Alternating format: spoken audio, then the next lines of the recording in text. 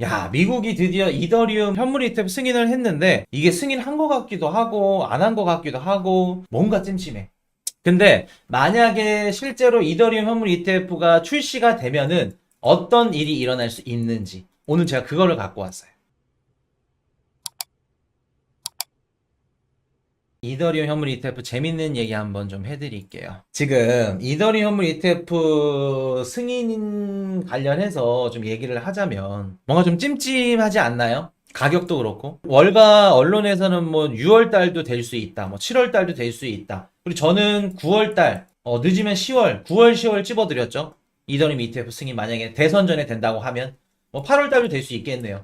그래서 조금 이제 여름 좀 더운 게 조금 이제 가실 때 좀 가을 좀 지나가는 그쯤에 아마 터지지 않을까라는 생각을 하는데 뭐 사실 언제 터지는지는 중요하지 않겠지만 터지면 어떤 일이 일어날 수 있는지 어떤 것들이 불안정할 수 있는지 그거를 제가 갖고 왔어요. 자, 나스닥 해시덱스 이더리움 현물 ETF 신청 철회 뭔가 이유가 있으니까 뭐 철회를 했겠죠. 자, 보겠습니다. 오늘 한번 설명을 해드릴게요. 자, 우리가 이더리움 현물 ETF 얘기를 앞서서 상하이에서 거래되는 금 가격과 그리고 선물 거래 시장의 요런 좀 뭐랄까 기능이나 원리를 조금 알고 넘어갈게요. 자, 우리가 이건 상식적으로 알고 계시면 좋은데 중국의 상하이에 금 거래소가 있어요. 여기에 금 가격은 다른 글로벌 금 거래소 가격보다 더 높습니다, 항상. 그러니까 중국의 상하이 금 거래소 금 가격이 다른 국가들 거래소 가격보다 더 높다는 얘기예요. 왜 높게 항상 측정이 될까? 중국에서는. 예를 들어서 한국 금거래소 가격이 뭐 한 돈당 40만 원이야. 그러면 중국은 뭐 42만 원. 뭐 이런 식으로 항상 높아. 중국 정부가 가장 예민하게 반응하는 게 뭐냐면 금 유출. 외환자본 유출. 자, 볼게요. 내가 상하이 금거래소에서 금을 투자하는 선물거래 투자자든지 뭐 현물거래 투자자야. 근데 한국에서는 42만 원이야. 한 돈에. 근데 상하이는 40만 원이네. 그럼 요거 금 갖고 요거 자금 갖고 어디로 가야 돼요? 당연히 한국으로 가야겠죠. 그러면 상하이 금거래소에서 금 유출이 되지 않기 위해서는 항상 가격을 어떻게 해야 된다? 다른 글로벌 금거래소들보다 더 높게 유지를 해야겠죠. 더 높게 측정을 해야겠죠. 이해되셨나요? 최근에 중국이 은을 미친 듯이 사고 있다고 합니다. 상하이 프리미엄이 15%나 붙었다 그래요. 이게 중국이 그 대량으로 생산하는 게 그 태양광 패널 있죠? 거기에 은이 많이 들어간다고 합니다. 소재로. 그러면 볼게요. 상하이 프리미엄이 15% 붙었어. 그러면 내가 한국에서 은을 구매할 때보다 상하이에서 구매하면 15%더 비싸게 살 수 있다. 자, 그러면 현물과 이런 상품들, ETF 상품들, 자산 상품들, 상품 가격과 현물 가격의 차이가 생겼어. 15%, 뭐 내지는 뭐 10%, 이런 식으로 가격 차이가 생기면은 뭐가 따라올까? 아비트라지. 아비트라지 뭐예요? 가격 차이에서 우리 옵션 거래하는 애들. 롱치고 쇼치고. 자, 김푸가 있죠? 코인 투자하시는 분들. 김푸, 역푸 있죠? 김푸, 역푸 차이로 어떻게 한다? 아비트라지. 환차익을 통해서 돈을 벌어, 차익 거래. 맞죠? 은치기 가능한가요? 그렇죠. 현물 상품 가격과 선물 상품 가격이 차이가 있어. ETF 상품 가격과 현물 가격 차이가 있대. 그러면 어떻게 돼요? 여기 가격 차이에서 롱을 치던 숏을 치던 옵션 거래가 활발해질 수 있겠죠. 그리고 이 가격 차이, 스프레드 간격 차이를 이용해서 아비트라지가 형성될 수 있겠죠. 이해되셨나요? 김프, 역프 통해서 그리고 해외 거래소랑 우리 국내 거래소 가격이 다르기 때문에 김프만 갖고도 2017년도에 막 수십억, 수백억 벌어간 애들 천지빛깔입니다. 이게 아비트라지예요. FTX 그 CEO 샘 뱅크런 있죠? 뽀글이 걔가 처음에 돈을 어떻게 불렸냐면 아비트라지로 불린 겁니다. 이번에 그 암호화폐 맡기면 그 이자 주는 거. 걔네 이름이 누구였지? 하여튼 거기 업체도 어떻게 이자를 지금까지 줬냐면 아비트라지. 자, 예를 들어서 A라는 그 플랫폼에서 비트코인을 예치하면 10%를 주네. 근데 B라는 곳은 20%를 줘. 그럼 내가 A에 예치를 했으면 A에 예치된 자금을 또 B에다 넣어. 요것도 어떻게 돼요? 스프레드 간격 차이 10% 20% 요거 환차익으로 이용해서 이런 식으로 영업을 했던 겁니다. 자, 그럼 볼게요. 똑같은 은이고 금이고 이더리움이어도 가격 차이가 나면 아비트라지 거래가 활성화될 수 있다. 차익 거래가 날 수 있다. 자, 그럼 이더리움에 한번 접목을 시켜볼게요. 지금 미국에서 ETF 승인된 이더리움이 어떤 기능이 빠졌죠? 지금 미국에서 이더리움이 ETF 승인이 됐어. 근데 요게 빠졌네. 스테이킹 기능이 빠졌죠. 자, 그럼 우리가 그냥 단순하게 한번 생각을 해볼게요. 미국 정부에서 이더리움 현물 ETF를 출시했어. 그럼 내가 이더리움을 사려면 두 가지 경로가 있습니다. 그냥 단순하게. 첫 번째, 블랙록이 파는 이더리움 ETF 상품. 자, 두 번째, 코인베이스나 업비트에서 사는 이더리움. 자, 여러분들은 뭐를 사실 건가요? 1번을 사실 건가요? 2번을 사실 건가요? 물론 기관들 입장에서 또 다를 수 있겠죠. 안전성이 또 있으니까. 그냥 단순히 이 조건만 보고 구매를 한다면 당연히 스테이킹, 수익 주는, 이자 주는 2번, 코인베이스 업비트에서 이더리움 사지. 왜? 이더리움 딱 산 다음에 시세 차익도 누릴 수 있고 스테이킹 이자도 받아. 3% 4% 이자도 받고. 1번은 스테이킹 수익이 없는데 블랙록이 아무리 판다 하더라도. 그리고 ETF 상품 갖고 있으면 운용 수수료도 내야 되죠.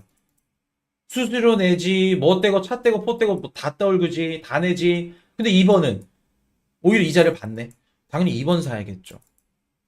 그럼 지금 당장 이더리움 ETF 상품이 출시가 돼. 그러면 1번 블랙록이 판매하는 ETF 상품이랑 2번 코인베이스나 업비트가 판매하는 이더리움 현물이랑 가격 차이가 어떻게 될까? 당연히 수요가 2번이 많아질 거고 1번은 오히려 수요가 줄어들면서 ETF에 있는 자금들이 유출이 날 가능성이 높겠죠. 그러면 얘네들 가격 차이가 어떻게 될까? 당연히 2번이 더 높아지겠죠. 그럼 가격적인 측면을 봤을 때 블랙록이 판매하는 ETF 상품 가격은 쭉 떨어지고 암호화폐 거래소에서 파는 이더리움들 이자를 받을 수 있는 이런 이더리움 가격들은 프리미엄이 붙겠죠. 김프처럼 양수가 붙겠죠. 이해되셨나요? 같은 이더리움인데 ETF 상품이랑 실제로 거래소에서 사는 현물 상품이랑 가격의 괴리 차이가 난다는 겁니다. 이해되셨어요?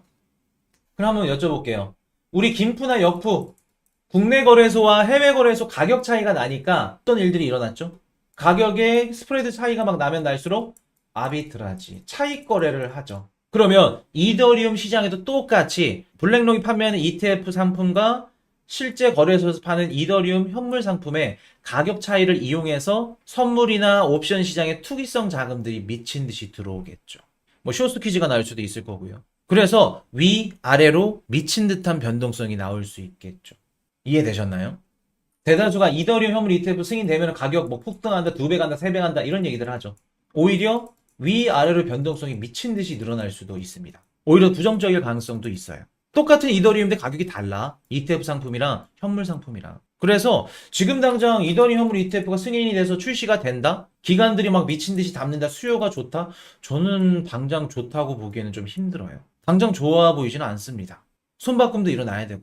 그래서 우리가 이더리움 현물 ETF가 당장 시장에 나오면 부정적으로 받아들일 수 있는, 시장이 조금 안 좋아질 수도 있는 이런 것들도 우리가 열어두셔야 돼요. 자, 근데 요게 해결될 수 있는 방안책이 있습니다. 이 가격이 괴리 차이가 어떻게 보면은 조금 줄일 수 있고, 그리고 요걸로 인해서 시장의 변동성이 심한다? 요게 없을 수도 있어요. 뭐가 있을까?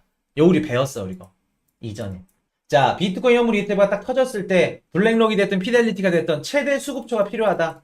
비트코인을 싸게 끌어당길 수 있는 곳이 필요하다. 그게 누가 했다? 이번에 그레이스케일이 했죠. GBTC. GBTC가 유출되면서 피델리티나 블랙록으로 들어갔죠.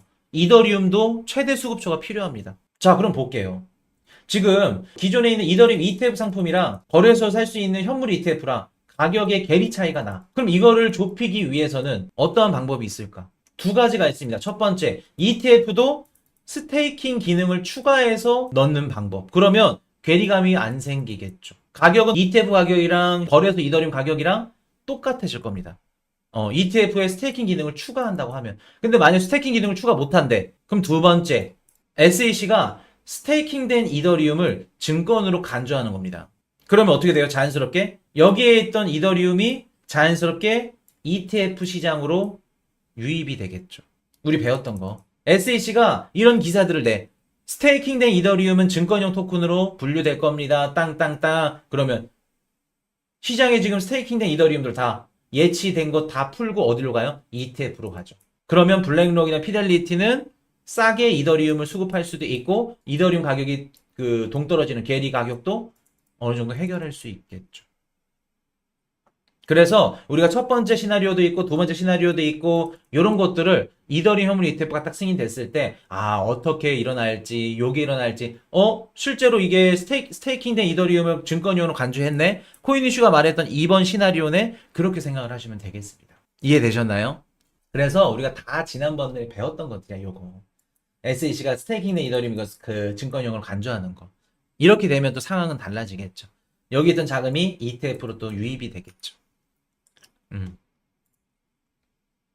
그래서 우리가 이더리움 ETF가 언제 출시될지는 모르겠지만 시장에 나온다고 하면은 마냥 가격이 막 폭등한다 올라간다 긍정적으로만 막 좋게만 생각하지는 말자 그렇게 보시면 되겠습니다. 이렇게 말씀을 드리고 정리하고 다음 섹터로 넘어가도록 하겠습니다. 만약에 미국에서 이더리움 ETF 상품이 출시가 된다면 스테이킹 기능이 없는 ETF는 수요가 감소할 가능성이 높고 오히려 스테이킹 기능이 있는 이더리움 현물에 프리미엄이 붙을 수 있을 거예요. 이더리움 ETF 가격과 이더리움 현물 가격의 괴리, 가격 차이가 난다고 하면 어떻게 될까? 이더리움 선물이나 옵션 시장에 투기성 자금들이 나올 가능성이 높습니다. 쇼스퀴즈가 나올 수도 있을 거고요. 이더리움 가격의 변동성이 위아래로 클 수 있다는 얘기겠죠.